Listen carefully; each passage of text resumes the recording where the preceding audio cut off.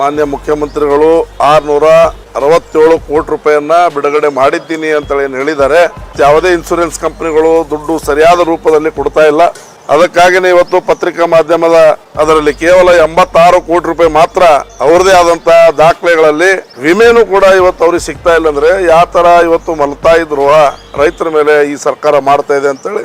This video is sponsored by Mahalakshmi Jewelers, Mannoor Multi-Speciality Hospital, KBN University, Imran Silk House, Bharat Chicken Center, Al Sharia Group of Institutions, and by Ideal Vidji. ನಮಸ್ಕಾರ. ಇವತ್ತು ಜನತಾದಳ ಪಕ್ಷದ ಎಲ್ಲ ಮುಖಂಡರುಗಳು ಸೇರಿ ಏನು ಕಲಬುರಗಿ ಜಿಲ್ಲೆಯಲ್ಲಿ ಬೆಳೆ ವಿಮೆ ಏನು ಸರ್ಕಾರ ವತಿಯಿಂದ ಮಾನ್ಯ ಮುಖ್ಯಮಂತ್ರಿಗಳು 667 ಕೋಟಿ ರೂಪಾಯಿಯನ್ನ ಬಿಡುಗಡೆ ಮಾಡಿದ್ದೀನಿ ಅಂತ ಹೇಳಿದ್ದಾರೆ.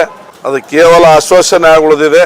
ಈಗ ಮುಂಗಾರು ಮಳೆ ಆಗಿರೋದ್ರಿಂದ ರೈತರು ಪೂರಾ ಬಿತ್ತನೆಗಾಗಿ ಬೀಜ ರಸಗೊಬ್ಬರ ಬಗ್ಗೆ ತಯಾರಿಯಲ್ಲಿ ಚಿಂತಕರಾಗಿದ್ದಾರೆ. ಆದರೆ ಅವರ ಕೈಯಲ್ಲಿ ಯಾವುದೇ ರೀತಿಯಿಂದ ಅವರೇ ಕಟ್ಟದಂತ ಹಣ ಇನ್ಶೂರೆನ್ಸ್ ಮೂಲಕ ಏನು ಸಿಗಬೇಕಾಗಿತ್ತು, ದುರ್ದೈವ ಇವತ್ತು ಬೆಳೆ ಪರಿಹಾರದ ಇನ್ಶೂರೆನ್ಸ್ ಅವರು ಕಟ್ಟಿದ್ದು ಕೂಡ ಅವರಿಗೆ ಸರ್ಕಾರ ಮುಟ್ಟಿಸ್ತಾ ಇಲ್ಲ. ಇವತ್ತು ಯಾವುದೇ ಇನ್ಶೂರೆನ್ಸ್ ಕಂಪನಿಗಳು ದುಡ್ಡು ಸರಿಯಾದ ರೂಪದಲ್ಲಿ ಕೊಡ್ತಾ ಇಲ್ಲ.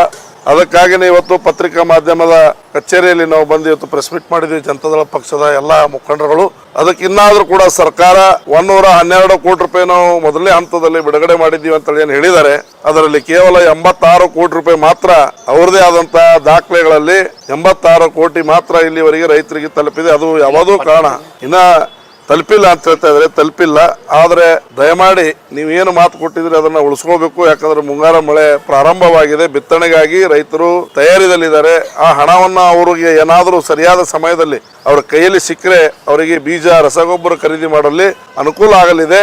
ಸರ್ಕಾರ ಇದ್ರ ಬಗ್ಗೆ ಕೆಟ್ಟೆಚ್ಚರ ವಹಿಸಿ. ಯಾಕಂದ್ರೆ ರೈತರ ವಿರೋಧಿ ಸರ್ಕಾರ ಅಂತಲೇ ಈ ಕಾಂಗ್ರೆಸ್ ಸರ್ಕಾರ ಪರಿವರ್ತನೆ ಕಾಣ್ತಾ ಇದೆ. ಯಾಕಂದ್ರೆ ಯಾವುದೂ ಕೂಡ ಯಾವುದೇ ರೈತರಿಗಾಗಿ ಸ್ಕೀಮ್ಗಳಿಲ್ಲ.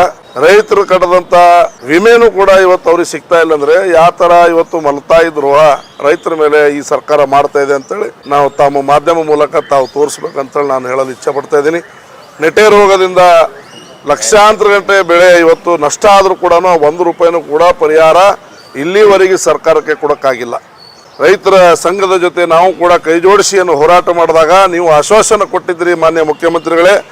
ನೀವು ಕೊಟ್ಟಂತ ಆಶ್ವಾಸನೆ ಇವತ್ತು ಎಲ್ಲಿ ಹೋಗ್ತಾ ಇದೆ?